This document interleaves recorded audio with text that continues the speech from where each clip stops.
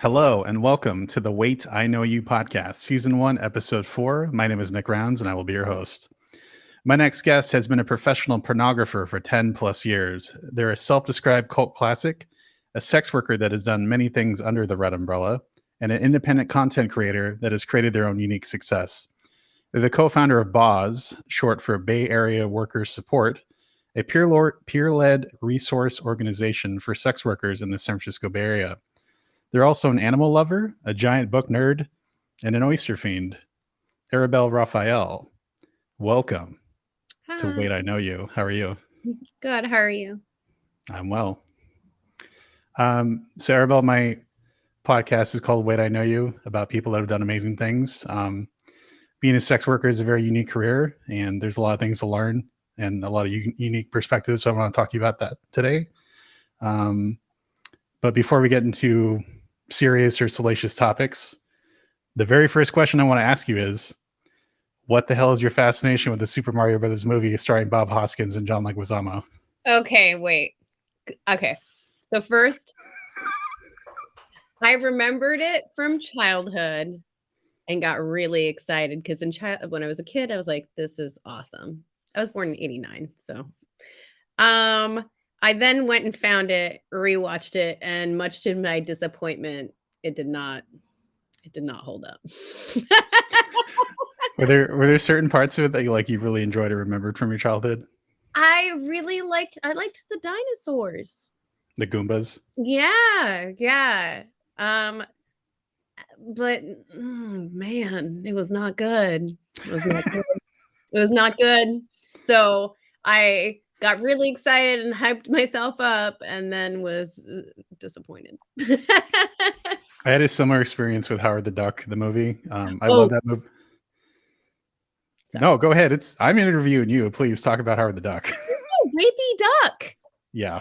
He's super rapey. Yeah, it's like bad vibes the entire time. Like that duck would like slip something in your drink. I remember I watched that as an adult for the first time, and I was just like, "What is going on with this horny duck?" Like, yeah. Yeah, it's a weird movie. I think a lot of my favorite movies as a kid all involve people like little people in like anthropomorphic suits of some sort. Like I loved Return of the Jedi because of the Ewoks. I love Howard the Duck because of Howard the Duck, and then I also love Willow as a kid as well. I don't think I ever watched Willow. Oh, Willow's actually pretty good. What's his face? Plays Mad Mardigan. Why am I blanking? The guy who was in Top Gun, blonde guy. Val Kilmer? Yes, Val Kilmer is playing Mad Mardigan. It's pretty good. It's a weird movie. It's really bizarre, but it's I think it's George Lucas presented or produced. Anyway, I'm talking about movie nerd shit, so go down a tangent really quickly. And the other silly icebreaker I want to ask you is, I've never seen anybody crush a seafood tray quite like you can. Oysters, uni, you'll eat the whole damn ocean. Like, where does your love of seafood stem from, and what's the best meal you've ever had? Okay. Love of seafood. I don't know. I always liked it. I'm a bad Jewish girl. I like shrimp. I really liked shrimp as a kid.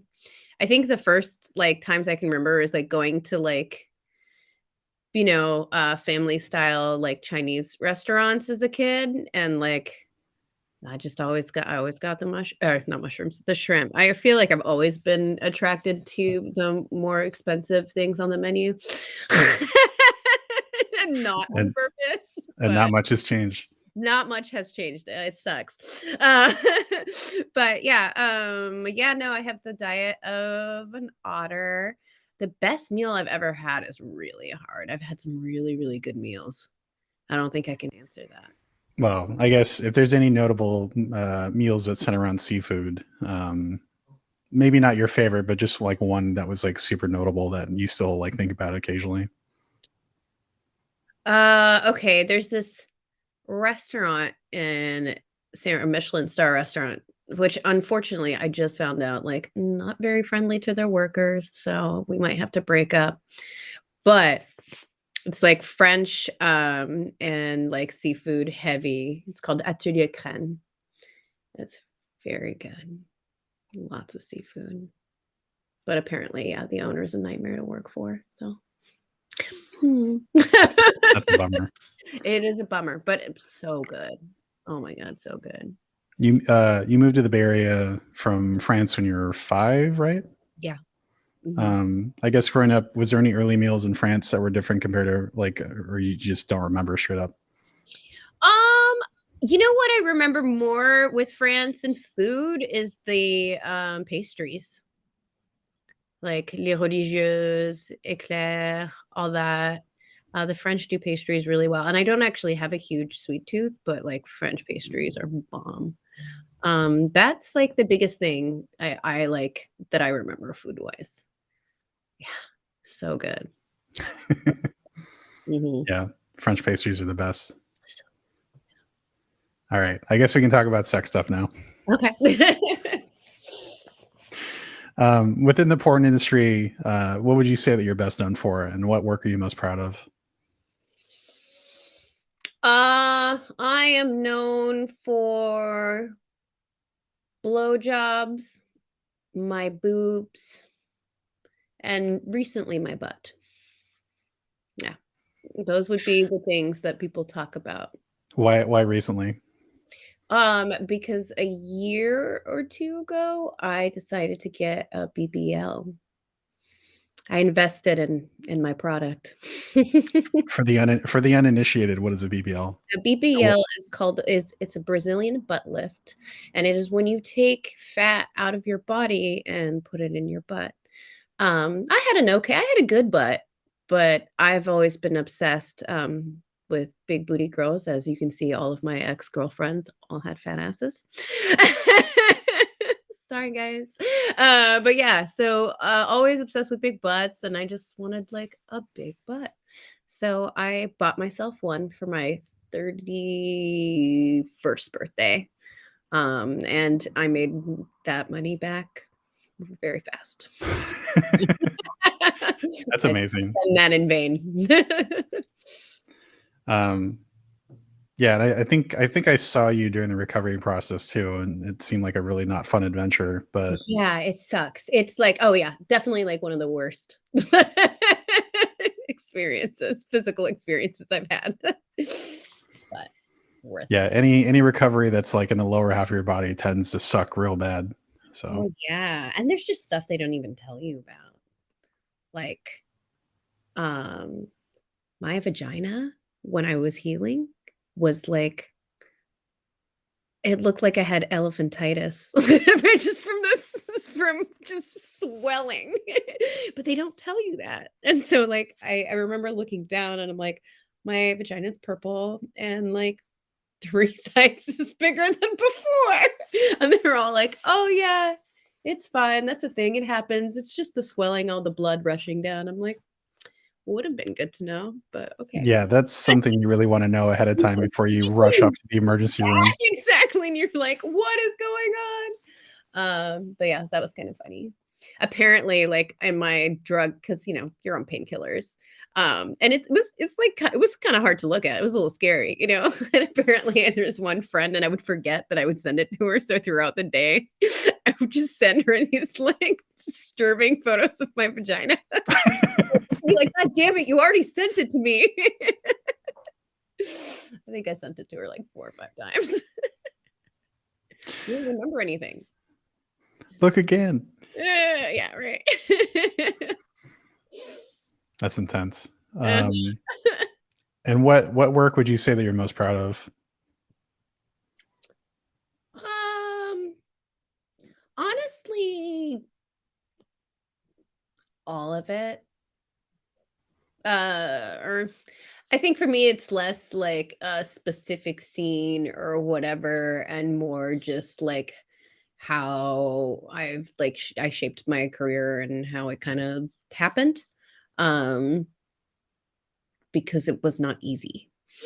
And so I think that's the thing I'm most proud of is like, oh, like I like hustled and figured it out and did things,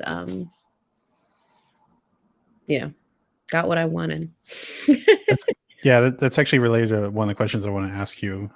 So I mentioned earlier that you're a self-described cult classic. Can you expand on how that applies to you within your place in the porn industry? Oh yeah. So when I, first entered porn, I was just not someone that people were super excited, at least specifically like directors were super excited to shoot. So, I I shot, but it was hard. And, like my body was always criticized, my tattoos, like my hair, like everything was always straightened. Like just either just like trying to like completely erase what I looked like or just, it never felt good. It didn't feel good. And, I just kept going. I don't know why. And I think for a long time I was like, what's wrong with me? What is this like self-abuse that I'm like putting myself through? But when you make the decision to do porn, it changes the rest of your life. And so I think a part of me was like, no, I want to get mine. I've made this sacrifice. I've lost relationships, I've lost like future job opportunities, like I'm getting mine. And over the years, just like I grew like a really devout, hardcore like fan base. Um, and I always thought I wasn't, I wasn't marketable because that's what everybody told me. Um, and then I started making my own content. And that was good. And then I did that for a while. And then, when the pandemic hit, I started doing OnlyFans like full time. And it blew up. Like I'm to a point where like I'm making like similar money that some of the like more so than like big mainstream actresses like aren't making. So that was a tight, like, what? And just realized that like people actually like me and that people actually like my content and want to see me. And so yeah, that's why I call myself a cult classic. Yeah.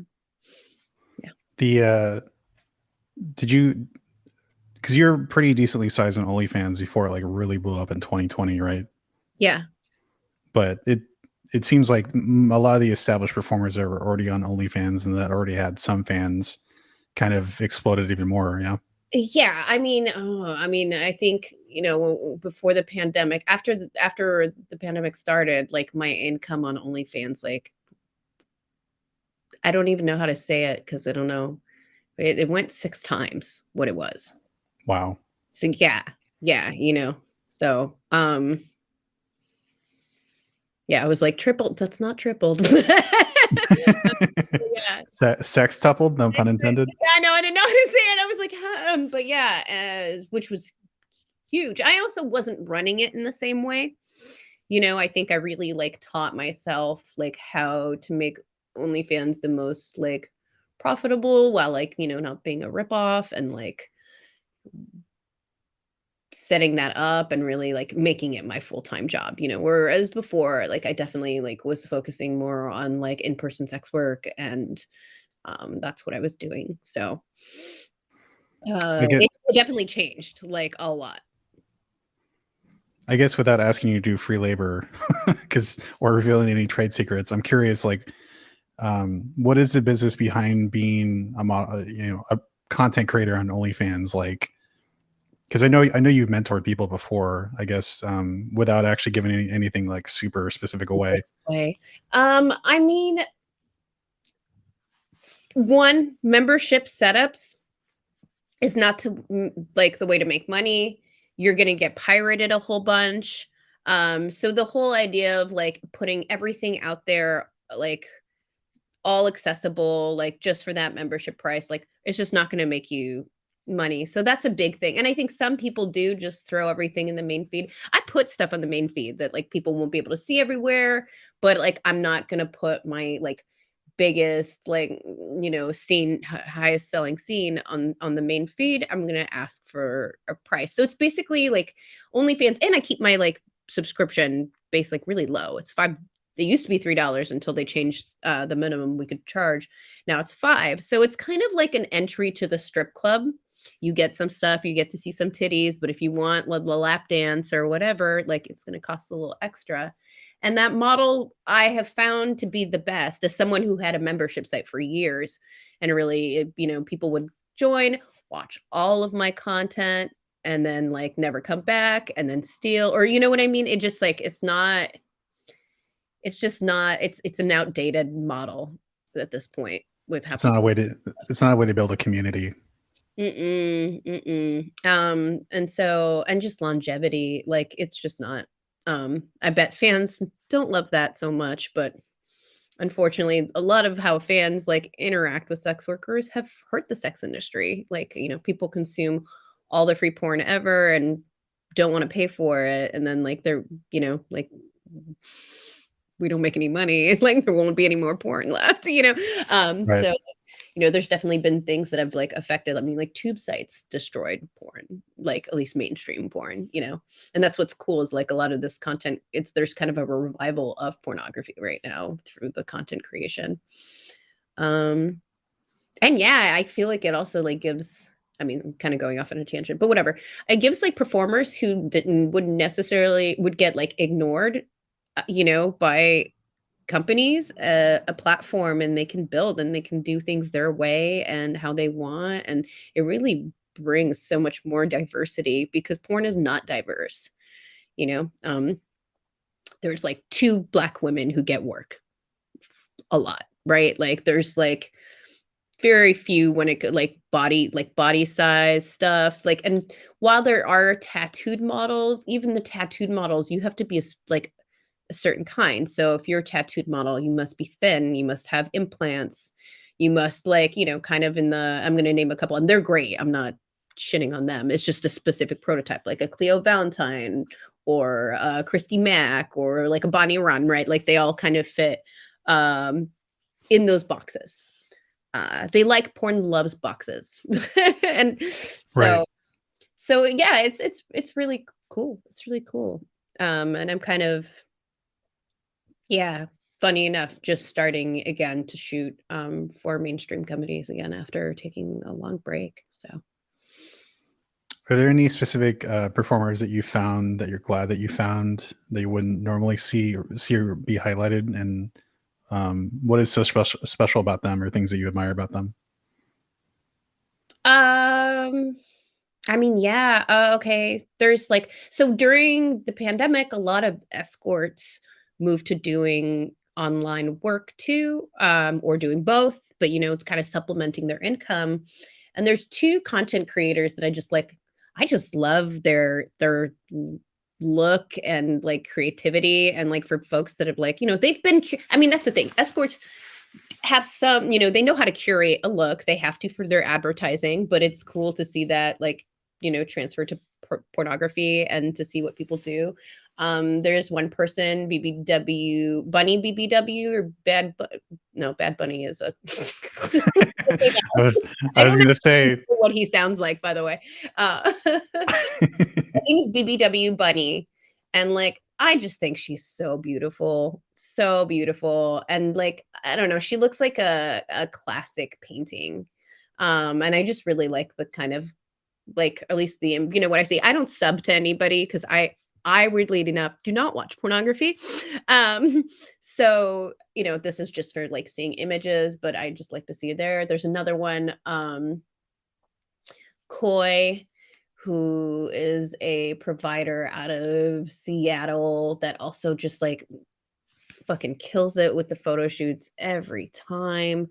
I mentored Gia, the smutty mystic, and like I saw someone grow so fast and learn so much and put so much effort into it, which is just really cool, and like grew her online presence and her stuff in a way that like I sure as fuck didn't. So it's really neat to see like, I don't know, people I also care about her, but it's cool. I've given a lot of advice and done a lot of like mentoring. It's really cool when someone like goes for it and then like teaches you shit like, which, you know, happened. And that, like, you know, I definitely was like, felt super proud. I was proud of her for sure. That's awesome. Yeah. Yeah. You mentioned escorts, switching over to OnlyFans. You've done work as an escort as well. And this might be a taboo subject, and you don't have to answer this if you don't want to, but without naming names, are there any stories that are too good not to share as far as your time being an escort? Yeah, I named the story. The couple's date from hell. Oh, and it was not funny while it was happening, but it's funny now. So, Can you set the stage for what happened? yeah. So this like professional, like you know, whatever rock star, his music was garbage. Um, and his mistress, okay, like book a session, and we're like in session, and he's like a tool. And I, you know, I'm asked them how they're, you know, how they know each other. At first I thought they were together. And then they like, you know, say that like she ends up saying like, oh, I'm his mistress. And I'm like, okay, tight, you know. And he goes to the bathroom and she's like, obviously I can tell she's like, she is doing this to appease him. And this Right. isn't necessarily a fantasy for her or whatever. Um, and so like, you know, I'm really trying to like make her feel comfortable and at least like be her ally in this like weird ass situation, you know, that we're in.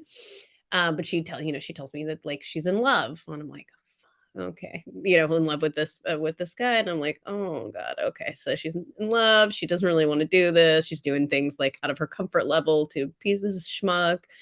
I just feel for her, right? There he comes back and like I think he starts like snorting coke and like they're both drinking a lot and um so we're like you know in the thing. I can tell she doesn't want me to touch like you know, because I try to like, you know, it's a lot of like you're reading people the entire time, right? Like Yeah. so I like try to touch her and I'm like, oh, you don't actually want me to touch you, okay, so like we're just gonna focus on him. um you know, I'm trying to like, you know, do it and like compliment her and whatever. And she like, I'm giving him head and she like runs to my bathroom and comes back and she is, you know, is sobbing. And I'm like, I don't know if this is a funny story, but whatever. It's ridiculous. You'll hear. She's crying, and I'm like, oh, like we can. And I, you know, I turned to her and I'm like, we can stop. Like, we don't have to do this. Like, this is whatever. And this fucking asshole's like, no, it's cool. And she's like, she will not make the boundary of no. Like, she's like, no, it's fine. It's fine. It's fine. I'm like, God damn it. I'm giving you an out. I'm giving you an out. And he's Right. like, sure. Like, what an asshole. He's just like prioritize his blowjob when like the woman that loves him is sitting right there, like upset. So I awkwardly have to finish him off, which I'm like not excited about because I feel bad for this lady and he sucks. So and before that, I think he like starts to spray like oil all over my bed, which like I'm sleeping and working in this bed. Like I'm in a hotel. Like, okay. Then like, so whatever it happens, I go to the bathroom. She is thrown up all over the bathroom. There's just puke everywhere. And she has used, and this is like red wine, and she has used every single towel that I have. Now, if Oh you're God. yeah, and towels are like a scarce, like very important thing when you're a touring escort because you need to get like I know what to do because I'm friendly with my like, you know, housekeeping. I always, you know, slip them 20-50 bucks. Then they bring me a bunch of towels, you know, but it's not, you know, you need as many as you need. And like it's not easy to find because it's also a red flag if you're asking for towels nonstop. So it's like this dance that you do. She has used all my towels. They're all covered in like vomit and red wine. As they're leaving, they then knock over a red glass of wine all over the floor, which I'm going to get billed for. And I feel like I'm missing like a crucial part. Whatever. It was just like endless, like just hell. And finally they're gone. And the next day, the dude, like, he's like, well, I think I'd want to see it by yourself. And then he brings up, so I, for a long time, had was dating a beautiful escort. Was like, we don't look alike, but we fit similar boxes again, right? And he's like, talking to me about booking me again. Then all of a sudden he's like, well, should I see Adalia? And I'm going to say her name was Adalia Cole. She's a babe. She is retired. She has a new project called Hungry Hungry Hooker. Check it out. It's neat. If you like food, it's bomb. But you know, so we had just broken up. So like, I don't want to talk to this dude about my fucking ex-girlfriend that I'm like, you know, still grieving about. And he's like dingling a carrot in front of me by talking to me, book me. And then he's like, well, maybe instead I'll book your ex-girlfriend. So I finally lose it and tell him to go fuck himself or whatever. But yeah, the couple's date from hell. Oh my God. It was bad. The entire time I'm just like, oh, it can't get worse. It can't get worse. You And know? that it did. And it did. I don't know if it's funny, but it was funny after just because it was so awful. Well, I mean, from a human standpoint and just like a logistical standpoint of like, shit, I got to deal with all this, and these idiots don't know what they just did to me. So yeah, no clue. They had no clue. No. And I'm like, for her, I feel for her, you know, like shout Right. out wherever you are. You were way too good for that dumb. And he was just so obnoxious. Oh, wait, no, before that, he's also like telling me, I mean, us, whatever, it doesn't matter. But he threw in some like racism here and there too in his like combo where you're just like, it was, I think, right before the pandemic, and he was like, you know, don't go eat Chinese food. And then I like passive aggressively went to go to Chinese like the next day and just like ate all of it. I was like, fuck you. I'm gonna eat all the Chinese food. You fucking racist piece of shit. Hell yeah. But yeah, couple from hell. Mm. Thank you for that. Yeah. Yeah, Um, I don't know how entertaining that was, but No, I mean, your stories are always amusing to me. I don't know if we can use this or not, but there is a particular story that you've told me before that is my favorite story. We're in the magical box of cutting if it's uncouth. Okay. So I'm gonna ask you, and if it comes back, we'll cut back as if I didn't ask the question. Okay. The time that you were asked to play dead. Can you talk about that one? Yeah. Okay, I guess I'm not cutting that. Okay. Yeah. Tell the audience about that fun story. Okay. Yeah. Was that one too dirty? The earlier one? No. It's fine. I mean, it's not about which things are too dirty because I mean, it's not everybody hears the perspective of the actual sex worker. They just have engaged with the sex worker. Right. So hearing your perspective and knowing like what does the other side feel like is a unique perspective, and that's why I want to talk to you. Yeah. So dead guy, I love him. So I remember getting hit up by this porn star who I'd known that also like did like fetish sessions, and she's like, you know, I've asked all the nasty anal girls and they won't do this. No one will do this. No one will say yes, but I think you will. And I'm like, what the fuck does she think I do? Like, you know, like I'm not like, I don't know. And she's like, you know, he's been my client for 10 years. So normally I would never, if someone wrote to me with this request, I'd be like, bye, like would not take it. But my friend, I trust her, 10-year client, and she's going to be there. And so the whole scenario is that like we walk into his house and go to the bathroom and apply blue lipstick to our nipples and our mouths and just to look dead. And at first the like story is that we find him dead. So we're trying to figure out how he died, you know, lift his arm up, let it drop, whatever. And then I don't remember because it was so long ago, but there's a scenario we both die, like while we're investigating. And then he wakes up and then plays around with our dead bodies. So there's like toe tags, Sometimes there was I ended up seeing him quite a few times, wrapping me up in plastic. Sometimes there was fake blood, sometimes there wasn't.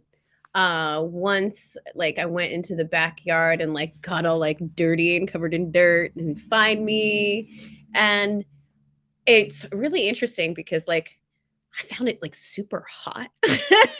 Like I did not know this was like part of me. I was like, damn. I mean, it helped that he was fine. Like he was fine. He was a really like normal looking, like attractive, I don't, LA dude, in his mansion, Right.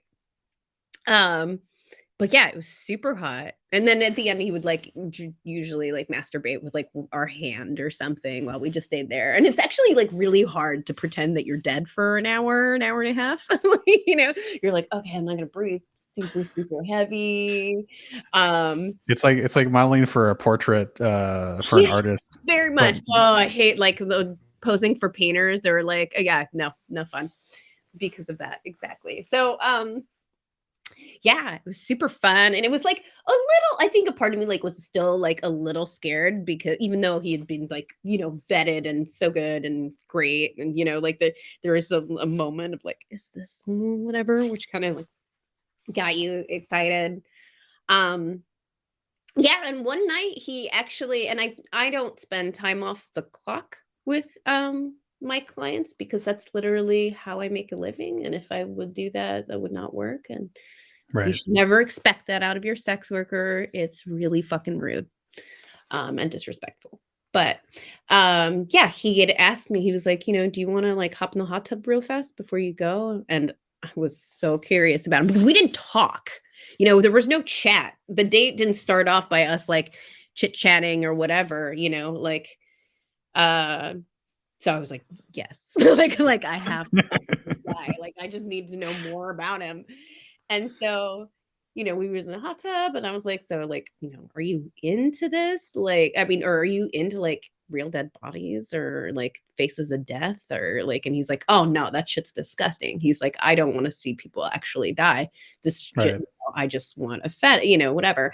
And then, and it's weird that I like expected this to be different because I totally know a lot about like fetish and kink, and plenty of people, people who are into age play don't want to go actually, be a pedo, or like there's a lot of people you are like rape fantasies, like where people like want to pretend, but they don't actually want to be raped, right? Like, so I don't know why for some reason, like, I think because I had never come across like necroplay and like death fetish stuff. And I was like, oh, of course. No, you're not like a weird serial killer. You're just like a freak. And then like he showed me like some like dead girl porn, like fake dead girl porn. It was funny Yeah. enough. I ended up like eyeing a couple like mainstream actresses. I was like, oh, this is what you do. And yeah, this is a cool dude. I had a similar experience. One of my friends was I was shooting some promo photos for them. Mhm. Because she was a mistress at a dungeon, and her and another mistress, I was shooting them together, and then they brought a client who was in a gimp outfit, and at a certain point they got changed, so it was just me and the dude in the gimp suit, and it was like the most awkward kitchen conversation ever because I was like, so what do you do? And apparently he was he like ran an auto shop, and he basically was like super rude to all of his workers, and he like runs a tight ship, so to speak. So like his way to like let go, and what his fetish was to being told what to do, which I thought was actually really fascinating. And I guess that's the other thing that's really curious to me about being an escort is because you really see people at like their raw state of like no frills. Is there anything that like has surprised you, maybe early on, maybe not so much now, about people and the way that they act literally behind closed doors? Yeah, I mean, okay, so I do really believe that the way a man treats a sex worker means what actually like shows what they really think about women. So that's one. I think something that was really surprising for me was just the amount, like I think I had my preconceived notions, of like what clientele was like or who they were. and there's no a type of, there's like, you have people that, especially depending on your demographic and like how much you charge or whatever, like there's no one type of client. It's really just everyone sees hookers. So many people see hookers. Like your dad has seen a hooker, like just but and I was like, oh, nothing is sacred. I was just, oh my God. And all these people in monogamous relationships are not, Right. being monogamous. And I'm like, oh my God, like I really, I don't know. So that was like really surprising for me. Um, yeah, that was very surprising for me. Is there any particular like intimate moments that you've experienced that were just like really surprising or like you've never experienced outside of being an escort? I mean, being an escort is something that like just being an escort is like, there's nothing quite like doing that kind of labor. Um, uh, yeah, no, I don't know if there's anything that's, yeah. Repeat that question one more time. Sorry. No, I mean, it was just building off the previous question about, being an escort, you see people in like their raw state and like exposing parts of themselves that you don't normally see. So, and I know that you mentioned that you see clientele of all types and that there really isn't anybody that doesn't see a sex worker per se, but I guess, from just like a emotional standpoint or just like, the way that people are, I guess, maybe those types of people that see you that you wouldn't normally expect them to get that out of them. Oh yeah, I mean, it like there's a part of me that actually kind of feels sad because I feel like a lot of people don't really get to be who they are. So there's that, or the amount of people who like don't feel comfortable like communicating things to their partner, or like, so there's a little bit of that where like, oh, like that's a bummer. I feel like I've lived a pretty like super like liberated life, and so not, or feeling like I need to like fit like society's norms or that kind of stuff, and like people really do. And I know, yeah, I think that's kind of sad. Do you have any examples of anonymous examples of people not being able to kind of express themselves in the way they want to?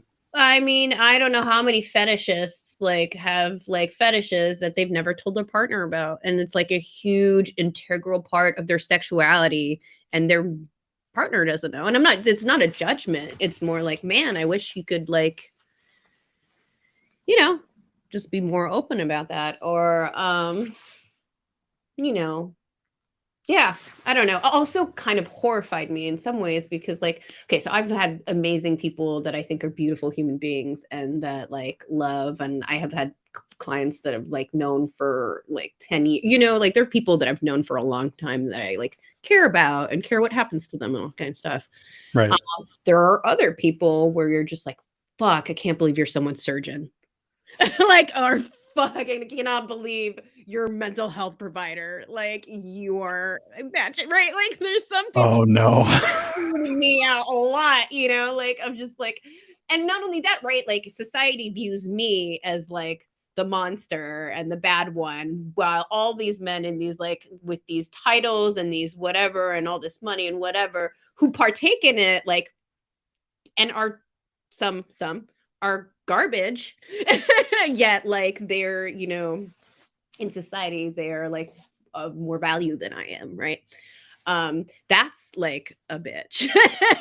That's something that you're just like, so you do, I mean, you get a glimpse. An interesting way I've also noticed just being in the sex industry is just how much I do not trust the media. Like, I already, I always knew that the media is spin and it's like whatever. Like, I always know that there's like a message or things behind that you're not just given like information that's not biased. You learn that in school. But after working in the sex industry and like learning a lot about like how trafficking laws are and all that stuff, I can't look at any news source in an incredible way because now I'm like, okay, well, if you do this with sex work, what do you do this with everything else? Like, you Right. so it's made me a little paranoid. I But mean, also true, like it's not wrong, you know. yeah, I mean, you really bring up an important point there is that the media doesn't really highlight sex worker issues hardly at all. And if they do, it's usually is like a butt of a joke as opposed to actually caring about them at a human level. And despite Spreading politicians, misinformation. I'm sorry. no, you go ahead. Say that again. Sorry. Spreading misinformation and all kinds of shit. Like, the New York Times like hates sex workers. And they've like the New York Times is responsible for like continuously hurting sex workers. Or like the BBC, and they don't, it's not just sex workers. I mean, we can look at what the BBC just fucking put out on news story about how like our trans women predators, like, is fucked up. Not only that, the cake on that thing is that they interviewed a sexual predator, this like Lily Cade, who used to be a porn star who sexually assaulted so many girls on set. So she's like one of the few people who actually got ousted because like porn, like you can get called out. See, that's the thing. I'm really critical of sex work. There are a lot of things that I like think could be better, but like I don't Well, want you're tasting abolishment. you're a professional and you're tasting the cooking, so to speak. So I think you're entitled to actually have that opinion. Totally. But abolishment is not the answer, and outsiders like views really don't matter and shouldn't. But yeah, so like, so she got ousted, but like BBC had her like talking about how like dangerous and predatory trans women were when she herself is a rapist, and like had this like called for like had this whole blog about like calling for genocide of trans women. So like they news sources do this with a lot of different things, but like it's definitely like, yeah, it's rough with the sex work. It was kind of interesting with the OnlyFans thing that happened. The media was actually on our side and actually, I think, really helped make that decision with OnlyFans. I think also they probably lost like fuck tons of money when they decided to do that. But Yeah. And for context, that's when OnlyFans decided to ban explicit content on their platform. Is that correct? yeah, Back in October of 2021. which they did not do in the Thank end. God. Yeah. Yeah. But they've obviously ruined their goodwill and trust so that people actually make content for them. Oh, for sure. And I feel like if you're a seasoned sex worker, you don't trust anything because our platforms and things are taken away from us like constantly. So you're basically always in this kind of limbo. Like I do feel like I'm established, so I feel like I could start over at any point, but it does suck. It's like this constant sense of insecurity of like your income may vanish overnight, or like, and I'm lucky that I'm really adaptable. So depending on where I lived or like disability or like whatever, I've done a lot of different kinds of sex work to morph like what I need or what's available to me at the time. But you have like, if you to make it long like that, it's not everybody has that kind of flexibility or able to do that or the privilege to do that. Sometimes it's a privilege. But yeah, you kind of have to be like uh respond quickly and kind of like be there because yeah, one day might be the site you advertise on, or it'll be the bad date list that you use, or it might be the site that you host your content on. Like it can kind of go anyway. We live in a country that's like really anti-sex work, no matter if it's like legal or not. Banks can discriminate, it's legal for them to not serve sex workers, even if you're not that I'm like the legal work is, but even like porn or camming that's legal, like Chase shuts down like sex worker accounts. So it really like make it impossible, to survive and to live. So you just have to be really crafty. That's really it. and also like have a certain amount of privilege, because not everybody can do that, especially if you're newer, building your fan base or whatever. It's not the same, and I definitely noticed that.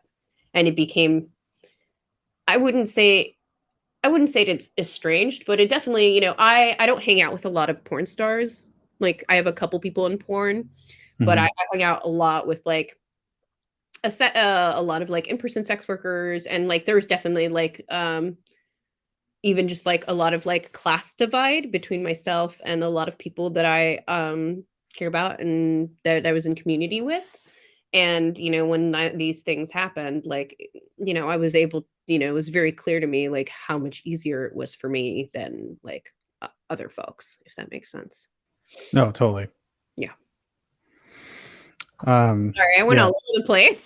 No, it's good. I mean, again, it's not a perspective that people hear a lot, and that's exactly why I wanted to talk to you, is because, again, the media doesn't really cover this stuff, and they hardly ever give a platform to sex workers. And I'm thankful to have you in my life to educate me. Not to say that it's your job to educate me, but you have educated me a lot about sex worker issues, and so I'm thankful for our relationship and my friendship with other people in the sex industry. I'm very thankful for their perspective.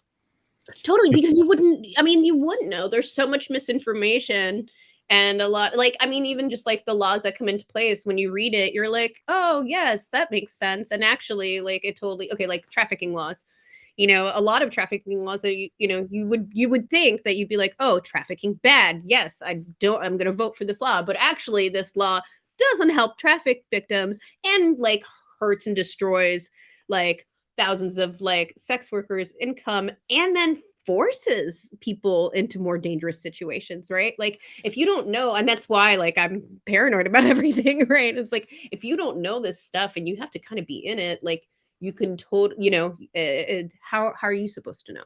I don't know. Right, that makes Yeah. sense.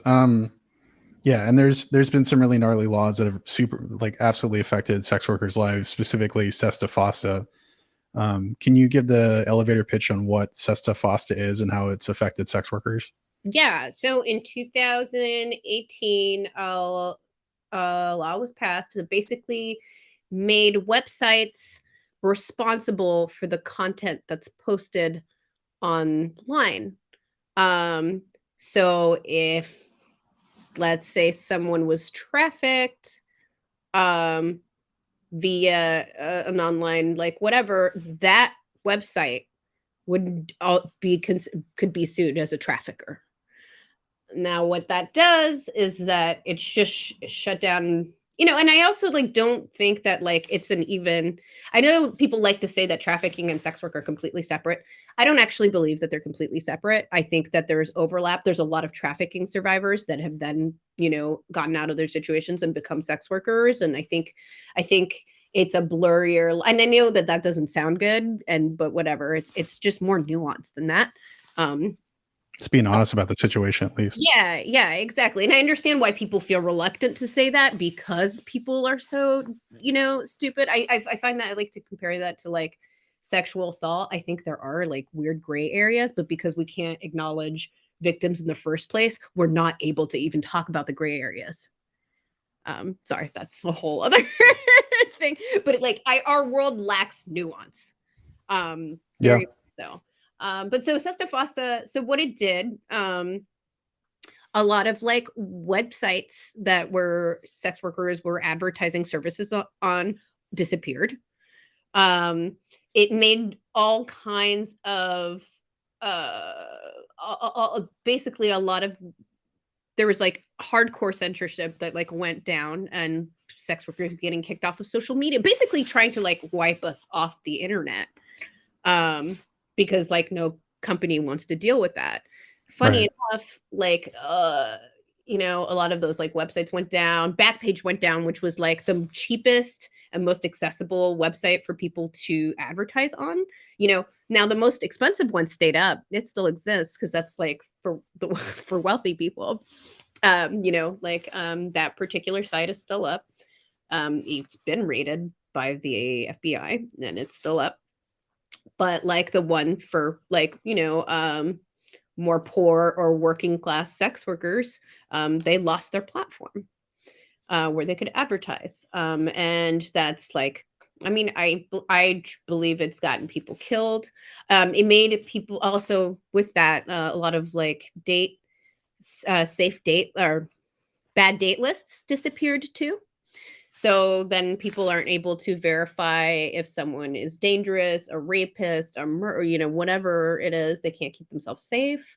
A lot of people lost their ability to work online because they can't afford the other sites. So it forced people to do more, street based or like a freestyle, which is fine, but you are like more vulnerable, right?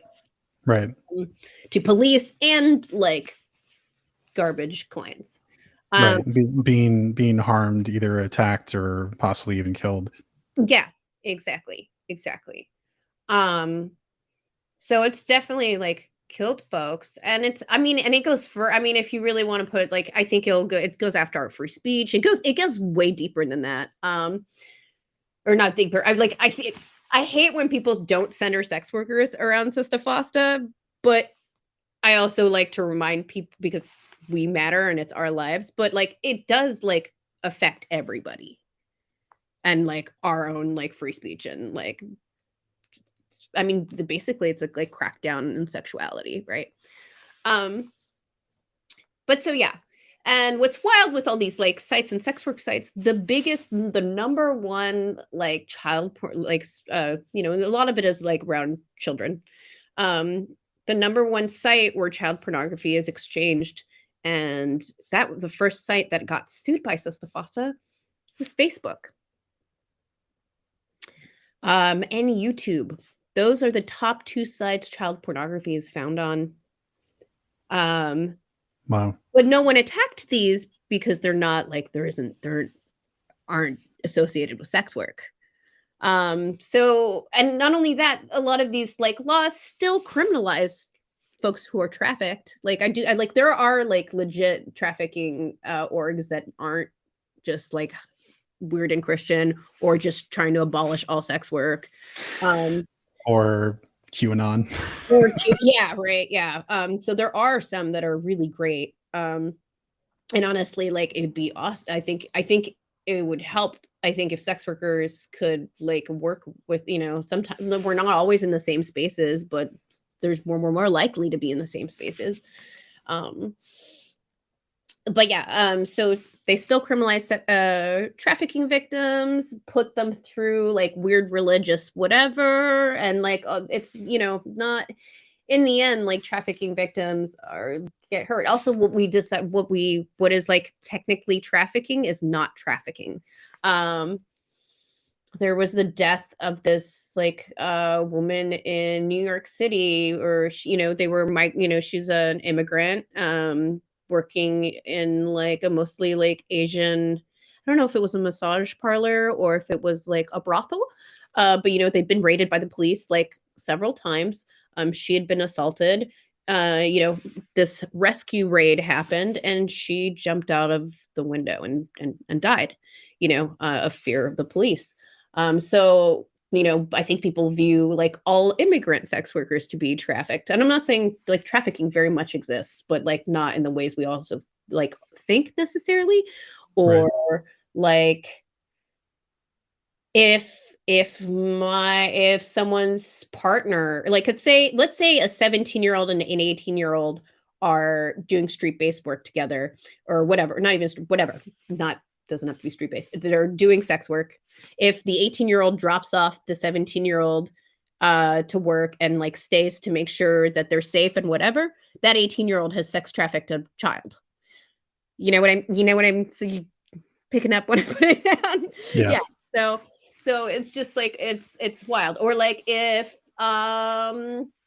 someone lives with their family and like gives some of their money that they make doing sex work to like pay for rent, technically like those people are sex traffickers because they're benefiting from.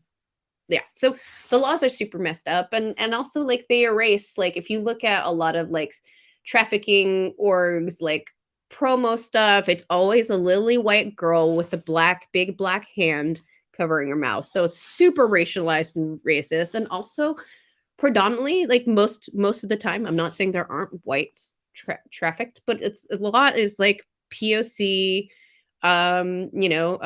people from like poor backgrounds. Like we ignore like the people who are actually like at risk. And if you worked on poverty, you'd be working on trafficking. I think they're tied, you know. But people don't want to focus on that, so they focus on not that Epstein isn't important and all survivors or whatever, but like right, there's these exposés of like white girls getting trafficked, but like literally, there's a lot of trafficking of like Black women, like, but Right. they're not like they're not the desirable victims.